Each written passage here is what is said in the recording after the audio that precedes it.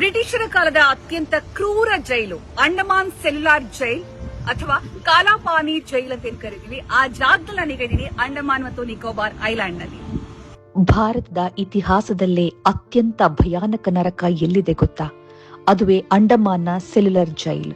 ಇಲ್ಲಿ ಸ್ವಾತಂತ್ರ್ಯ ಹೋರಾಟಗಾರರನ್ನ ಎತ್ತುಗಳ ತರಹ ಎಣ್ಣೆಗಾಣಕ್ಕೆ ಕಟ್ಟಿ ದಿನ ಇಡೀ ದುಡಿಸ್ತಾ ಇದ್ರು. ಬರಿಗೈಲಿ ತೆಂಗಿನ ನಾರು ಸುಲಿಯುವಾಗ ಕೈಯಿಂದ ರಕ್ತ ಒಸರುತ್ತಿದ್ದರೂ ಬ್ರಿಟಿಷರು ಚಾವಟಿಯಿಂದ ಹೊಡಿತಾ ಇದ್ರು. 693 ಕೋಣೆಗಳಿದ್ದ ಈ ಜೈಲಲ್ಲಿ ಒಬ್ಬ ಕೈದಿ ಮತ್ತೊಬ್ಬನ ಮುಖ ನೋಡಲು ಸಾಧ್ಯವಾಗದಂತೆ ವಿನ್ಯಾಸ ಮಾಡಲಾಗಿತ್ತು. ಕೈದಿಗಳ ಕೈ ಮತ್ತು ಕಾಲುಗಳಿಗೆ ಭಾರವಾದ ಕಬ್ಬಿಣದ ಬೇಡಿಗಳನ್ನ ಹಾಕಲಾಗುತ್ತಿತ್ತು. ಎಷ್ಟೋ ತಿಂಗಳುಗಳ ಕಾಲ ಅದನ್ನು ಕಳಚುತ್ತಲೇ ಇರಲಿಲ್ಲ. ಶೌಚಕ್ಕೂ ಅದೇ ಬೇಡಿಗಳಲ್ಲೇ ಹೋಗಬೇಕಿತ್ತು.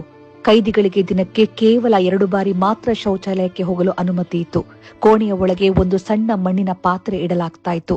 ಅದನ್ನೇ ಬಳಸಬೇಕಿತ್ತು. ಸ್ವಚ್ಛಗೊಳಿಸೋದಕ್ಕೆ ಸರಿಯಾಗಿ ನೀರನ್ನು ಕೊಡ್ತಿರ್ಲಿಲ್ಲ.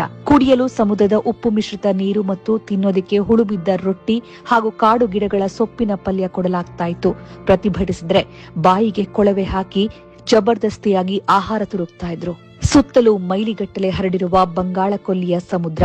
ಇದರಿಂದ ತಪ್ಪಿಸಿಕೊಂಡು ಈಜಿ ದಡ ಸೇರೋದು ಇಂಪಾಸಿಬಲ್ ಆಗಿತ್ತು. ಅದಕ್ಕೆ ಬ್ರಿಟಿಷರು ಇದಕ್ಕೆ ಕಾಲಾಪಾನಿ ಅಂತ ಹೆಸರಿಟ್ಟಿದ್ದು. ಜೈಲಿನ ಸೈಕಲ್ ಚಕ್ರದ ತರಹ 7 ರೆಕ್ಕೆಗಳಿರೋ ವಿಚಿತ್ರ ಡಿಸೈನ್. ಮಧ್ಯದ ಟವರ್ನಲ್ಲಿ ನಿಂತರೆ ಸಾಕು, ಒಬ್ಬನೇ ಗಾರ್ಡ್ ಎಲ್ಲಾ 7 ರೆಕ್ಕೆಗಳ ಮೇಲೂ ನಿಗಾ ಇಡಬಹುದಿತ್ತು. ಆದ್ರೆ ಜೈಲೊಳಗಿರುವ ಕೈದಿಗಳಿಗೆ ಮಾತ್ರ ಬೇರೆ ಯಾರೂ ಕಾಣ್ತಿರ್ಲಿಲ್ಲ. ಪೆನ್ ಇರ್ಲಿಲ್ಲ, ಪೇಪರ್ ಇರ್ಲಿಲ್ಲ.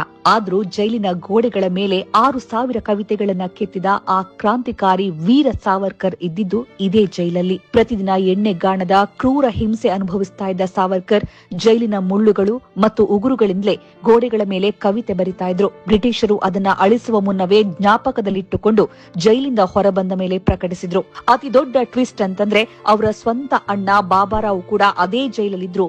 2 ವರ್ಷಗಳ ಕಾಲ ಇಬ್ಬರಿಗೂ ಆ ವಿಷಯವೇ ಗೊತ್ತಿರಲಿಲ್ಲ.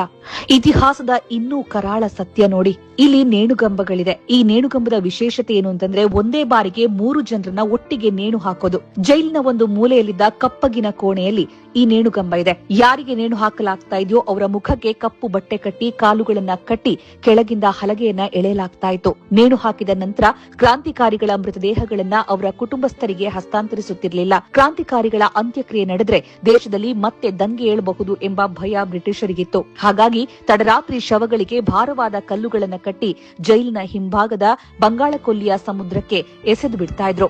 ಶವಗಳು ಸಮುದ್ರದ ಶಾರ್ಕ್ ಮೀನುಗಳಿಗೆ ಆಹಾರವಾಗ್ತಾ ಇದ್ವು. ವೀರ ಸಾವರ್ಕರ್ ಅವರಿಗೆ ಬ್ರಿಟಿಷ್ ಸರ್ಕಾರ ಬರೋಬ್ಬರಿ 50 ವರ್ಷಗಳ ಕಾಲ ಕಠಿಣ ಕಾರಾಗೃಹ ಶಿಕ್ಷೆ ವಿಧಿಸಿ ಅಂಡಮಾನ್ಗೆ ಕಳುಹಿಸಿತ್ತು. ಇತಿಹಾಸದಲ್ಲೇ ಒಬ್ಬ ವ್ಯಕ್ತಿಗೆ 2 ಜೀವಾವಧಿ ಶಿಕ್ಷೆ ವಿಧಿಸಿದ ಅಪರೂಪದ ಘಟನೆ ಇದಾಗಿದೆ. ಬ್ರಿಟಿಷರು ವೀರ ಸಾವರ್ಕರ್ ಅವರ ಮನೋಬಲ ಮುರಿಯಲು ಬಳಸಿದ ಅತ್ಯಂತ ಕ್ರೂರ ಐಡಿಯಾ ಏನಿತ್ತು ಗೊತ್ತಾ? ಸಾವರ್ಕರ್ ಅವರನ್ನಿಟ್ಟಿದ್ದ ಕೋಣೆಯ ಕಿಟಕಿಯಿಂದ ನೇರವಾಗಿ ನೇಣುಗಂಬ ಕಾಣಿಸ್ತಾ ಇತ್ತು. ಬ್ರಿಟಿಷರು ಬೇಕೆಂದೇ ಅವರನ್ನ ಅಲ್ಲಿ ಬಂಧಿಸಿದ್ರು. ಪ್ರತಿದಿನ ಬೆಳಗ್ಗೆ ಎದ್ದ ತಕ್ಷಣ ಸಾವರ್ಕರ್ ಕಣ್ಣಿಗೆ ಬೀಳ್ತಾ ಇದ್ದಿದ್ದೇ ದೇಶಭಕ್ತರನ್ನ ನೇಣು ಹಾಕುವ ಆ ಕರಾಳ ದೃಶ್ಯ. ಅವರ ಕಣ್ಣೆದುರೇ ಅವರ ಸಹ ಕ್ರಾಂತಿಕಾರಿಗಳನ್ನ ನೇಣಿಗೆ ಹಾಕಲಾಗ್ತಾ ಇತ್ತು ಮತ್ತು ಶವಗಳನ್ನ ಸಮುದ್ರದ ಶಾರ್ಕ್ ಮೀನುಗಳಿಗೆ ಎಸೆಯಲಾಗ್ತಾ ಇತ್ತು. ಮುಂದಿನ ಸರದಿ ನಿನ್ನದೇ ಎಂದು ಬ್ರಿಟಿಷರು ಹೆದರಿಸ್ತಾ ಇದ್ರು. ಸಾವರ್ಕರ್ ಧೃತಿಗೆಡದೆ 10 ವರ್ಷಗಳ ಕಾಲ ಆ ನರಕವನ್ನ ಎದುರಿಸಿದ್ರು.